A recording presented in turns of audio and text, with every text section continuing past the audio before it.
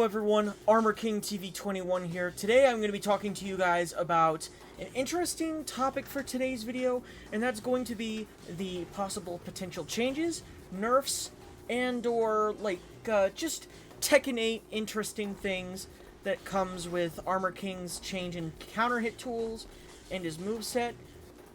First things first, what I really want to talk about is Armor King's forward 4 neutral 2. I'm not exactly sure if they are going to change the way that this move actually works in Tekken 8, because they changed the counter hit launching property for King in Tekken 8, but then again, I don't think its intention was for it to counter hit launch like Armor King's, so they may let Armor King keep this one, but they might change it to being launch punishable. For Jin here, it is launch punishable at -14, and Devil Jin now, it's also launch punishable. It's like launch punishable with a bunch of the cast. So they might keep it to be -14. They might make it -15. I don't think they're going to make it launch punishable across the entire cast, but they may change this specific move to being a strike throw, just like King's. We don't want them to be too similar, but like this is something that Armor King excels in, and that's his combat. So, if they do change this move, it actually might impede on Armor King's identity. So we'll see. Another thing they may definitely change with Armor King is his counter hit back 1. It may give us the crouching stun similar to Heihachi's forward 1+2. Or they could go crazy and give us a launch with back 1-2, but this would be like a terrible tornado idea in my opinion. Because what is Armor King going to do here, right? How is that going to work? They could do that, but that would be awful, right? Now, that's an interesting change. A lot of us Armor King players really like this part of Armor King here. And to change this would be somewhat detrimental to the character's identity. This is something that Armor King players absolutely love about this character, is his counter hit back 1, but it is a 12 frame safe high. Almost 13 can come out from 12 to 13 frames, so the move is super good. I'm not saying it's not good, it's really good. So depending on what they change in the game, this might no longer be a counter hit launcher, but a free heat engager instead. And it could be up to 14 frames, which allows us to get forward 1+4 or down back 2-4 if those are heat engagers. Another thing that they're definitely going to change, because this is a universal change with everybody, is Armor King's down back 3. Armor King's down back 3 is definitely going to automatically tornado on counter hit.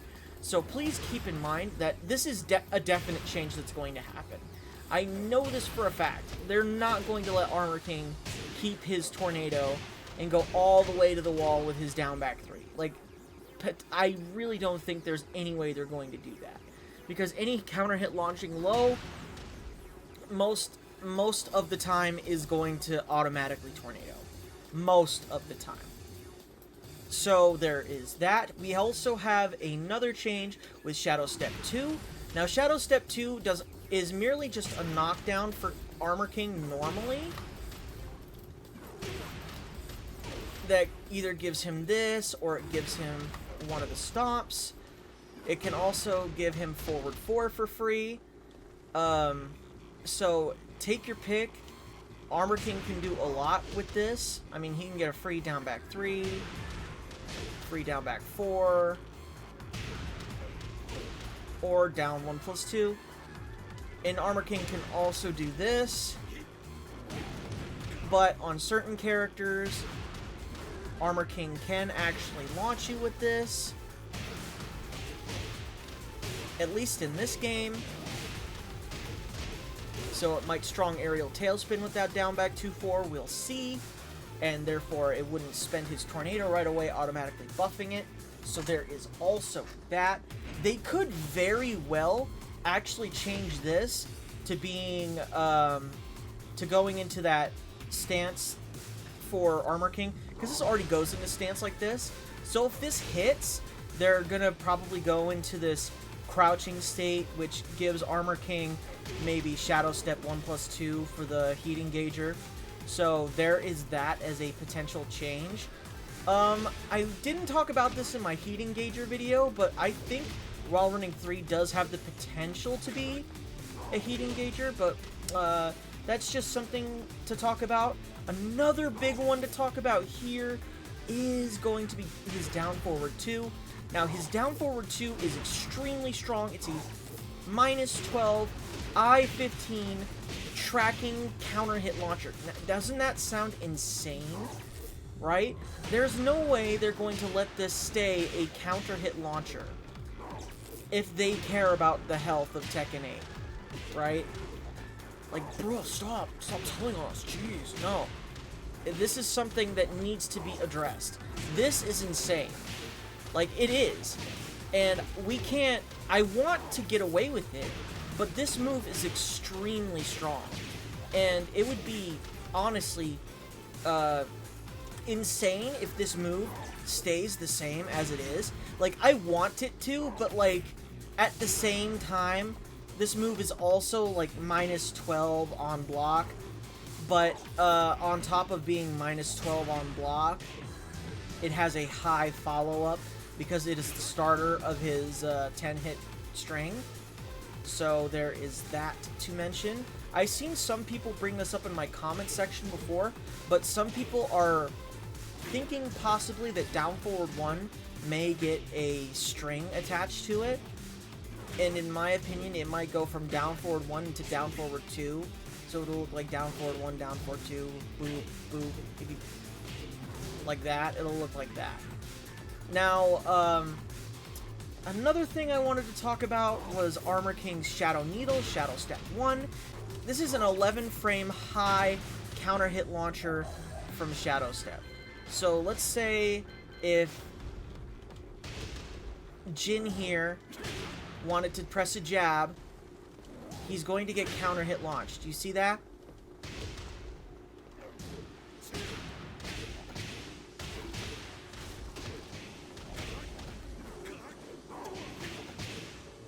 Big damage, right?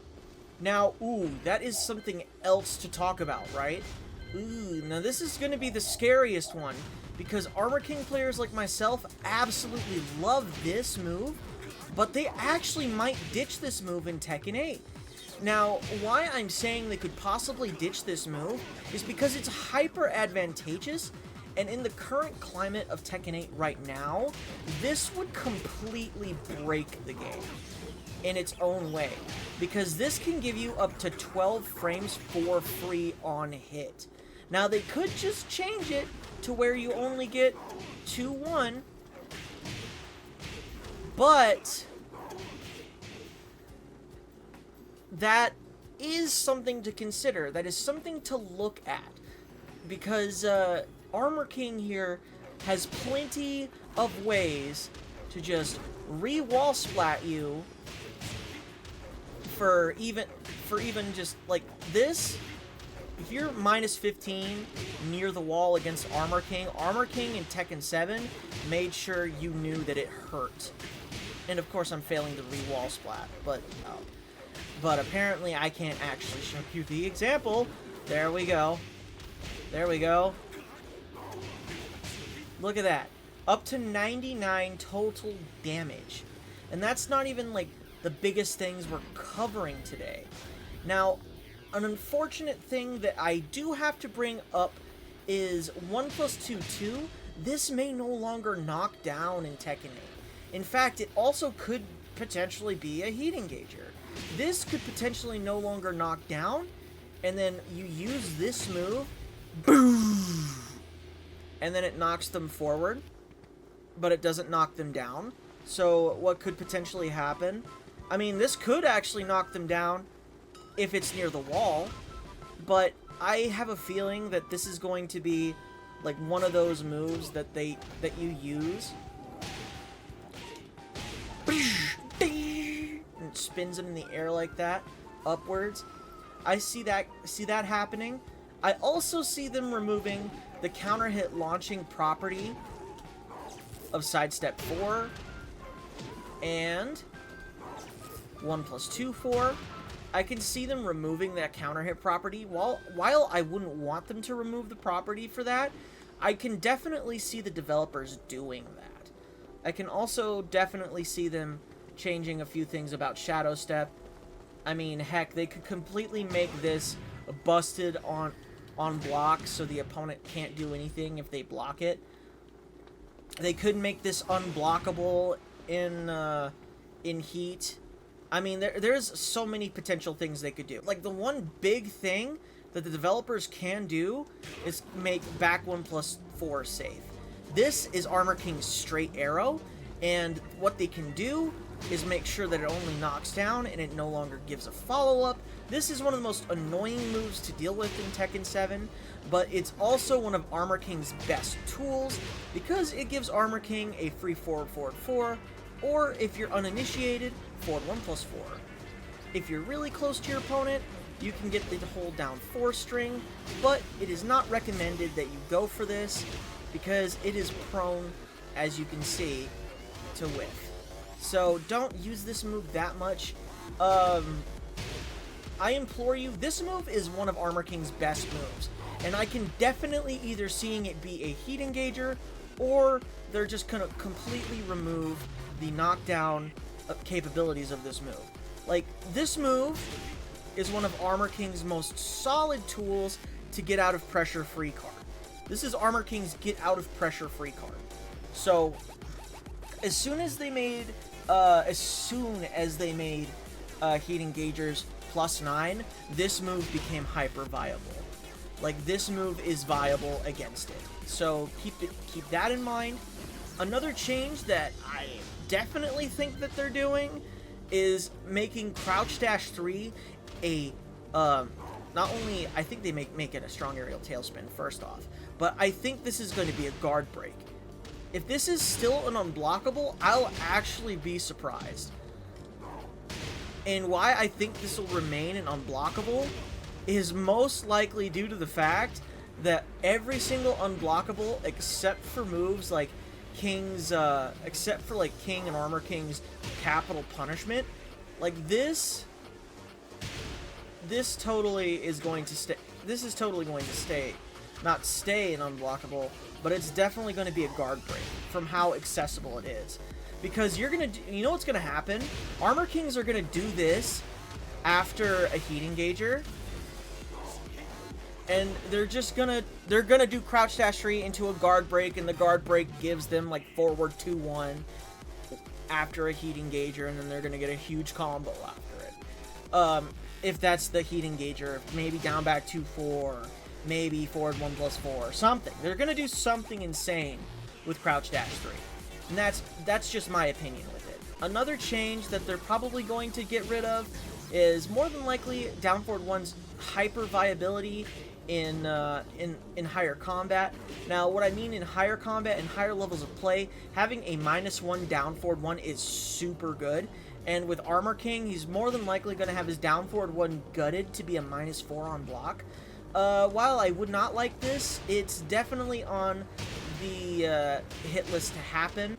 I am hoping a change that doesn't happen is Armor King's removal of tracking with his Burning Knuckle, because this is actually one of Armor King's super viable moves in higher level, especially after like a combo like this. Let me see if I can get it.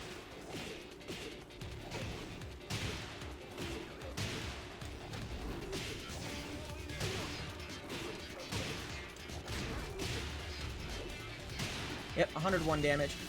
Very good. But, yeah, no, that's, I really hope that they do not change Burning Knuckle, because if they do change Burning Knuckle, that is something that, that will hurt a lot, because for one, Armor King's hits grounded. Armor King gets more viability out of the use of his Burning Knuckle, because this move actually does guarantee follow-ups on hit if it's near a wall. Like, this does actually help Armor King a lot as a character. And it provides a lot of creative setups for the character. It would just be really sad to see that removed from Armor King, because it would remove some form of uniqueness with the character. One thing I can see them changing is counter hit while standing 2. Now, it would probably, instead of, like, it'll go into things like this, but I doubt it'll give us a standing launcher anymore. What'll most likely happen is Armor King is probably going to get a guess out of this instead, and more than likely, oh, and while standing 2's normal animation on hit is definitely going to change. Like, God, this animation, whatever they did with Armor King's while standing 2 right here was a real shit show. This is really bad. Like, this is actually terrible. Plus 18 on hit. Yeah, plus 18 on hit. Regular hit. And did you see how close I was to the wall? Hold on. How close am I to the wall? I have to be, like, ultra close to the wall in order for this to work. Otherwise, if I'm, like, right here, look at his ass touch the wall and nothing happened. Anyway, now I'm getting off kilter here, but, yeah, Armor King, more than likely, I think some things like his back turn game may change. They may add more viability to Armor King's back turn game to make him more unique than King, but I don't see too much coming out of it. He has a few moves out of back turn. He has back turn 4 and back turn 3. Back turn 3 being a launch version of King's back turn 3. I see them completely removing down forward 1+2, or if not, rebinding it to down forward 1+4 or down forward 2+3.